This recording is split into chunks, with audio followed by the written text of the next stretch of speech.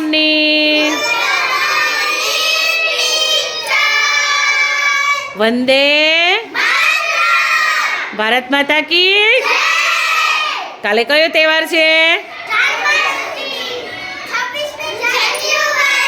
આપણો રાષ્ટ્રીય તહેવાર.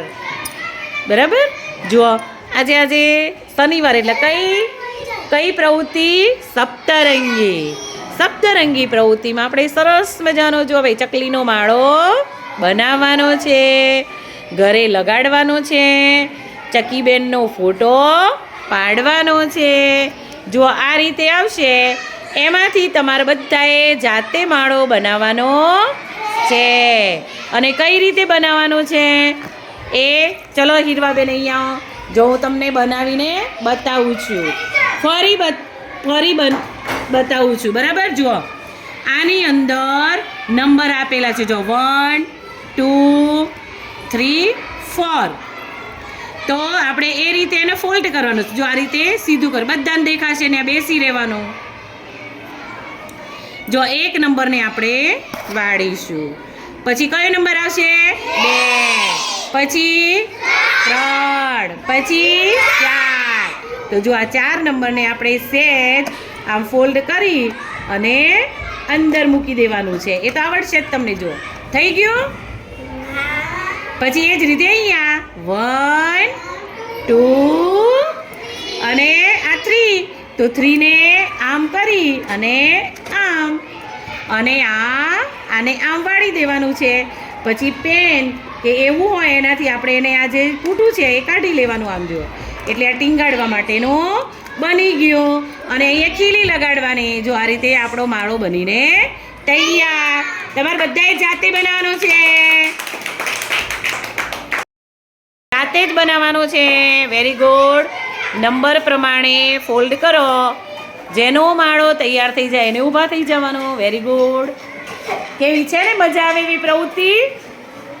હે, ચકીબેનનો માળો આપણે જાતે બનાવવાનો અને જાતે પાછો ઘરે ટીંગાડવાનો. એમાં ચકીબેન આવે એટલે શું કરવાનું? ફોટો પાડવાનો.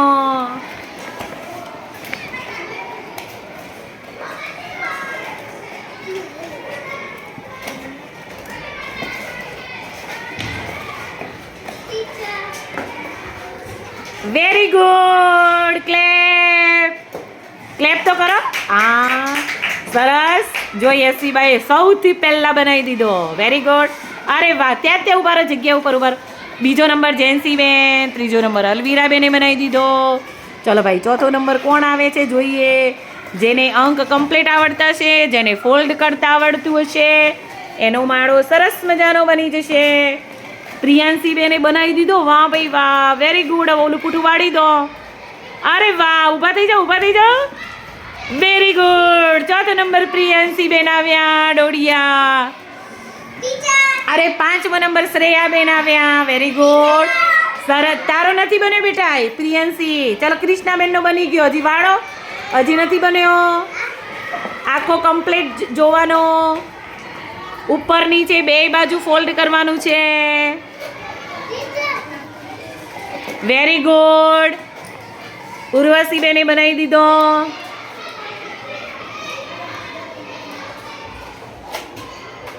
વન 2 3 4.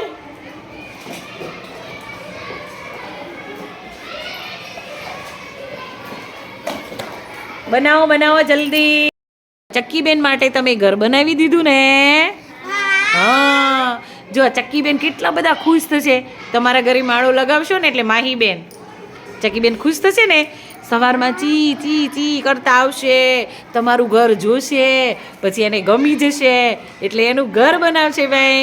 તો જુઓ આપણને રજનીકાંતભાઈએ તમારા માટે જો વડ વાવો અભિયાન પણ ચલાવે છે, ચકલી બચાવો અભિયાન ચલાવે છે. અને તો ટી શર્ટ એ કેવી પહેરે?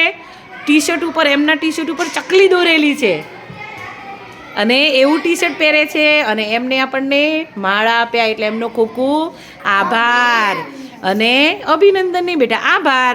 અને જો ચકલી બચાવો અભિયાન આપણે છે ને જ્યાં વરસાદ ન પડે, પલ્લે નહીં એવી જગ્યાએ માળો લગાવી દેશો ને તો આ જીવન માળાને કાંઈ નહીં થાય. એવો સરસ મજાનો મજબૂત માળો છે અને તમારે માળો લગાડવાનો, એનો ફોટો પાડવાનો, માળાની પાસે ઊભા હોય એવો.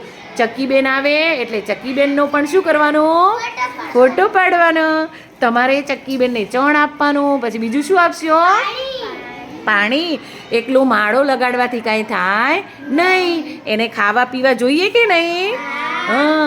ચક્કીબેન મારી સાથે રમવા આવશો કે નહીં? આવશો કે નહીં? બે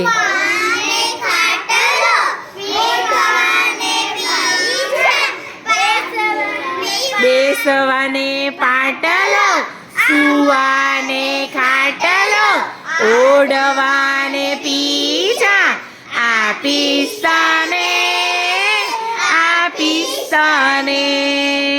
ચક્કીબેન મારા ઘરે રહેવા આવશો કે નહીં? આવશો કે નહીં? કેવું સરસ મજાનું કામ કર્યું તમે તો. પુણ્યનું કામ કહેવાય. કેવું કામ કહેવાય બેટા? પુણ્યનું કામ કહેવાય. ચક્કીબેનને માળો આપશો અને આ પ્રવૃત્તિ આજીવન કરવાની. જ્યાં સુધી જીવો ત્યાં સુધી કરવાની. કરશો ને? ઘરે નકામા બૂટના કે આઈસ્ક્રીમના બોક્સ હોય એમાંથી પણ આપણે માળો બનાવવાનો. અને તમે કહો અમે પર્યાવરણ સંરક્ષક છીએ, અમે પર્યાવરણ રક્ષક છીએ, અમે પર્યાવરણ સંરક્ષક છીએ. વેરી ગુડ બેટા.